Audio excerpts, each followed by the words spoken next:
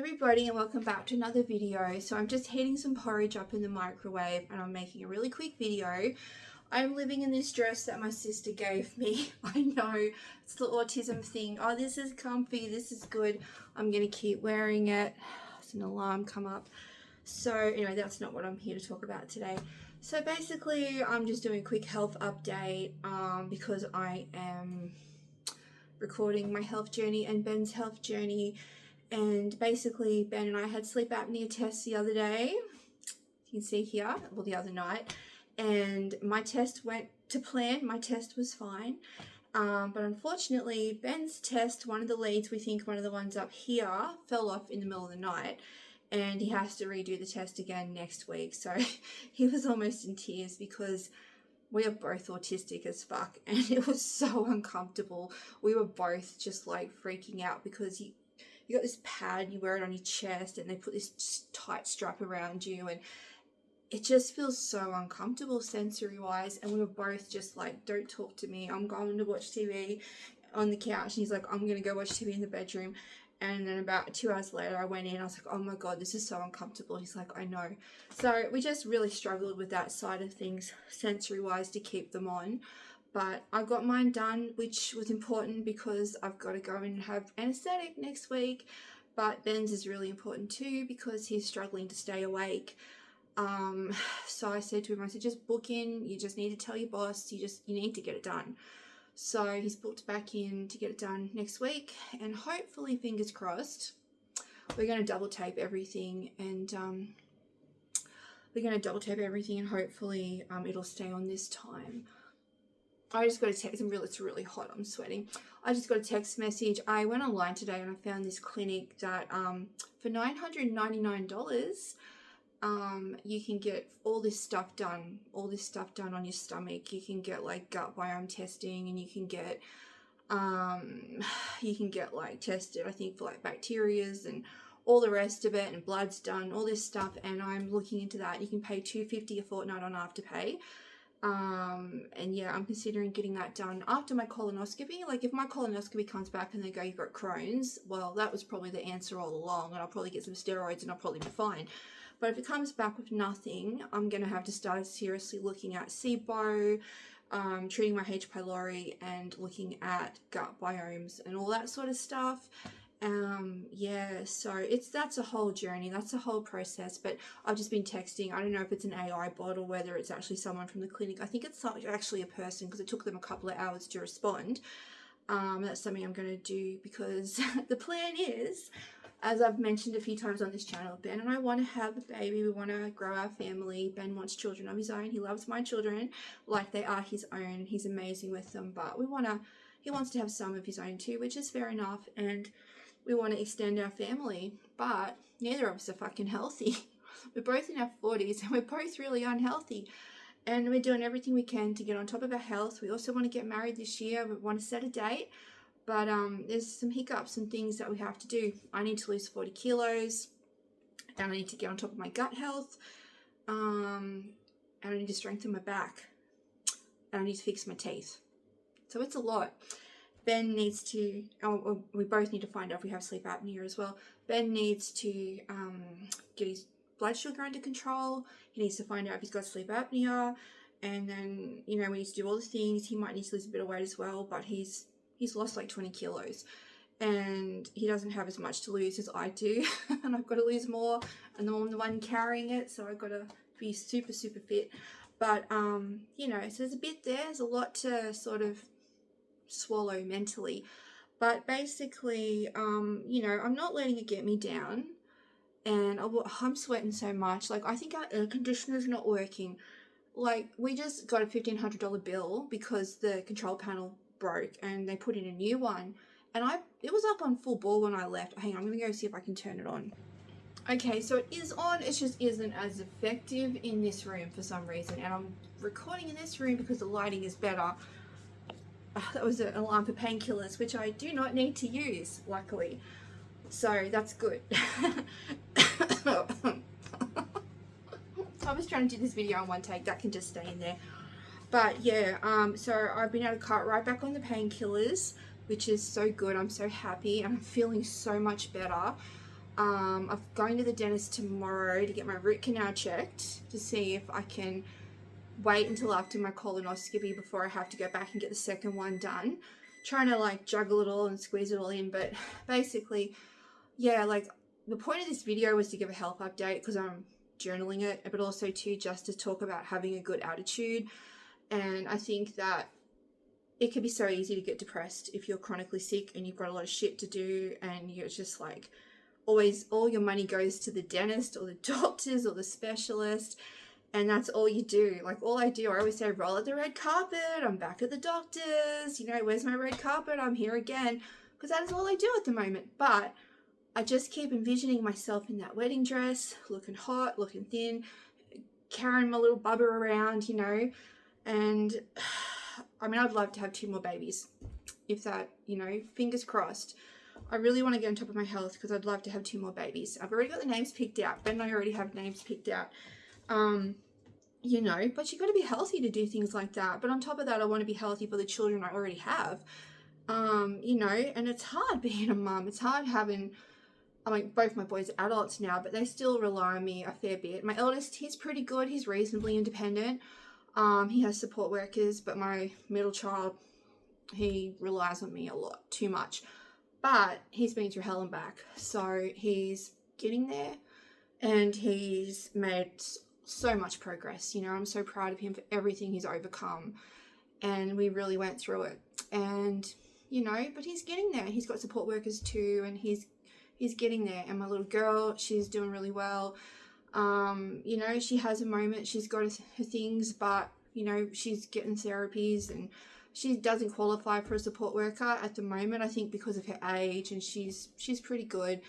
But she's just got some supportive therapies for her. And, you know, it's a lot, but how do you juggle a lot? You got to be a good juggler, you know, so you got to be healthy. I got to be healthy for my family, I got to be healthy for my kids, and I just want to have a good life, you know. So I'm going through all the things, trying to get through each one at a time. And it's really like having like 20 fires and you're trying to put each one out as you go, you know. Like, for example, I had a part-time job and I quit because I had diarrhea for a week and I couldn't go in. Is that embarrassing? Hell yes. But it's the truth. It's what I went through. And I'm like, I'm talking about this because I spent so many years sitting at home holding my gut, like cramped up on the floor, crying, and like avoiding foods and all the rest of it, losing my teeth because doctors told me it's all in my head. And it's like, no, it's not all in my head. There is a reason. There is a diagnosis. There is something wrong. And I'm going to get to the bottom of it so I can have a good life. And I hope that my journey helps other people. Like this morning I was watching Katie Price having a colonoscopy, and don't even get me started on that. I love her, but it's such a thing. Like, she's like, oh, I've been fighting heaps, so I'm getting a colonoscopy. And it's like, bitch, please. I went to the gastroenterologist and told him I've doubled up in agony, and he still didn't say I needed a colonoscopy. He's like, I suppose we should do a colonoscopy at some point. Hello? So, I mean, you know, getting preventative care is a privilege if you have the money. Otherwise, you've really got to be a bitch and go in and just fight and fight and fight, because doctors do not want to give you preventative care. They want to wait until you're sick as a dog and then do something, which is not always the best idea. Anyway, so I'm going to make another video on that. Preventative care is better. But anyway, so I was watching that and I thought, yeah, that's right. Like, if you've got money, or if you have a family history, or like you're someone who really, really takes care of themselves, you've got, you know, the means and the resources and understanding doctors, so many people do go in and get checked regularly for stuff. And I think with like most normal people, it's not until you're really, really sick that people want to jump in and do something. And it's just ridiculous, you know. But anyway, so getting back to what I was talking about in the first place, I've got ADHD, I think, so rewind. Sorry about that. I was trying to say that I was really sick and I couldn't go into work and my digestive system was burning. Hang on. Okay, so I had to just go and think what I was talking about. And I also had to get my porridge out of the microwave. So anyway, Yeah, so my digestive system was burning because I was eating an MCAS friendly diet, so low histamine diet, and then I started working and I had 2 part-time jobs. I did a few 12-hour days, which completely wrecked me because I've been diagnosed with fibromyalgia. And then I was so tired and my body was inflamed, and I started drinking coffee again. I stopped drinking coffee because of I felt like it was a trigger for MCAS. And so I started drinking coffee again so I could stay awake and go to work. And then my digestive system started burning. I was also drinking like lemonade because I was getting like a free lemonade at the pub, like on my shift or whatever. So you get like 1 free drink or whatever it was. And then and then I was eating Vegemite sandwiches because I didn't have time to come home and cook, like on my lunch break. I didn't have time to roast potatoes in macadamia oil and sprinkle sea salt on them lovingly. I was like, oh, I got to eat in a hurry. I'll have a Vegemite sandwich and a lemonade. And then I'm like, oh, I'm in so much pain. So basically, when it comes to like putting out the fires, it made me stop and think and go, okay, 1, I've got to work out why I can't tolerate coffee and food. 2, like most food. 2, I've got to work out why I'm so tired all the time. And then it made me go, I really should go and have that sleep apnea test. And then Ben was like, I'm really tired. I need to have a sleep apnea test. I'm like, okay, I'm going to go and have mine, which I put off for 2 years because I had too many other things to worry about. But it really is like putting out fires. And so now I will know whether I have sleep apnea or not. And if that comes back negative, great. I don't want sleep apnea. But then I need to look at, okay, why am I tired all the time? Am I not sleeping properly? Is it, I'm not getting enough sleep because I sit up late because I've got, GERD issues, like reflux issues and stuff. And I feel sick in the gut a lot of the time, so I don't get enough sleep. Is it just that? And it literally is like a mystery. You start with this problem and you go back and you trace things and you rule things out.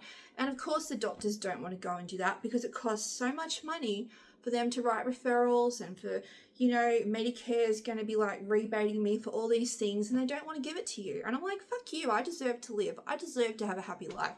And so, I went and got an endocrinology referral and I had to wait 7 months to see the endocrinologist. And, she was amazing. But the GP was like, what do you want that for, basically? Like, oh, you asked for that. How dare you? So anyway, you just have to advocate for yourself. Even like today, Ben has had a CAT scan on his nose. So it's part of the whole sleep apnea and ENT thing he's going through at the moment. He had a CAT scan on his nose because he broke it as a child and he can't smell. He's got no sense of smell, or like 5%, can barely smell anything. And he had a CAT scan. He's got a big polyp up his nose. So he went back to the doctor and the doctor gave him a referral to the ENT doctor. And they said December. Like, he would not be able to see the ENT doctor until December. I said, that's bullshit, So I rang up another town, which is the same distance away, got him in at the private hospital there. And obviously, if he needs surgery, he's going to have to go on the public waiting list because we do not have private insurance, which I want to look at getting, especially if we're going to start trying for a baby. But it's so expensive, and but anyway, this bloody alarm. I don't need painkillers today. I don't need it. I need to turn the alarm off. Anyway, so I'm talking really quick because I need to eat this porridge and go. So I'm trying to get through this video and it's turned out longer than I thought it would be. But basically he got in April to see the ENT doctor in another town. Otherwise it would have been an 8-month wait. And if it's a 12-month wait for surgery, he could be nearly having the surgery by the time he gets to his appointment in the other town. So anyway, it pays to ring around. It pays to try telehealth sometimes. Another time my dad needed to see a heart specialist because he was having a little hiccup with his heart. And I got him a telehealth appointment in Western Australia and we're in New South Wales. And by the time the local people had rung him to give him an appointment, I said he doesn't need it. He's already been seen by a telehealth doctor specialist in Western Australia. Like, he did a Zoom call and everything's fine. So being in the country can suck, but you do have to ring around. And I think that for anyone who's going through health issues, some health issues, like, you can't fix them necessarily. Like, my mum has rheumatoid arthritis, and that's not something that's going to go away. If she ate a Mediterranean diet or ate better, She does eat better. Like if she eats junk food, she'll have an arthritis flare up. If she doesn't eat crap, she actually fares a lot better. So that's where I learnt to change my diet, and I think that's why I haven't been diagnosed and why I have lingered on for so long not getting a proper diagnosis, because I have removed things from my diet to the point where it's become, quite restrictive, or there's a lot of things I don't eat anymore. I don't eat garlic, I don't drink alcohol, I don't eat onions, I like so many things. Like I had salad the other day and it gave me IBS. Like I just was bloated for like 2 days and I had this pain in my abdomen. Didn't have diarrhea or anything like that, wasn't vomiting. I just had this, I felt like someone had pumped me full of gas. I felt terrible after eating salad. So no more Subway salad for me for a while. But yeah, so yeah, I think you just have to be positive and look to the future and concentrate on your goals and manifest them and envision it. And I just picture things in my head, and it helps me to stay strong, and it helps me to really push for what I want. I'm just a stubborn person, I suppose, but I refuse to get depressed. Like I've gotten depressed at times for like a short period of time, or gotten angry, or got pissed off or frustrated, but I'm not depressed because I have faith that I'm going to get better. Like if they said to me, this is as good as it's going to get, yeah, okay, maybe I'd be depressed then, but I just believe there is a cure, or there is management. There is I don't even have a diagnosis, a proper diagnosis. So how can I give up my hope if I'm not even diagnosed, And there's so many things that I want for the future. There's so many things I want to do. I'm hoping I can get to Miss Diamond because I am a contestant. Had to pull out a Radiance Runway, whatever. Hopefully they'll welcome me back in the future when I'm healthy. But there's so many things I want to do, and I want to be healthy so I can do them. And, I'm going to be on my 3rd marriage. So what? Who cares? Like, should I give up and die? Should I give up on life? I have a right to be happy and a right to live, And that's why I fight so hard for my health. And I hope that I stir some people up and encourage women just to don't be ashamed of anything. And don't be embarrassed. Just go to the doctors and tell them, Just go to the doctors and be honest and tell them. And if they're rude to you, go see another doctor. It's that simple. Fuck you, go see another doctor. Might cost you, but what's it going to cost you in the long run if you don't? So anyway, that was me talking super fast. Otherwise, this video would have been twice as long. I do naturally talk fast, actually. I actually have to train myself to talk slow. So on my other channel, Midnight Archive, when I'm doing it, I have to like, it's really hard for me. I'm like, hi everybody, and welcome back to the Midnight Archive, where the truth is always stranger after midnight. And it feels really unnatural. So when I was a kid, I always talked really fast too, and people would say, we can't understand anything you're saying. And so I had to learn to talk slow. And even when I'm talking slow, it's just still too fast for some people. So, and like I said, I'm in a hurry, so I'm talking really fast, but I'm going to go eat my porridge and my banana, and then tonight I'm having boiled pumpkin and zucchini.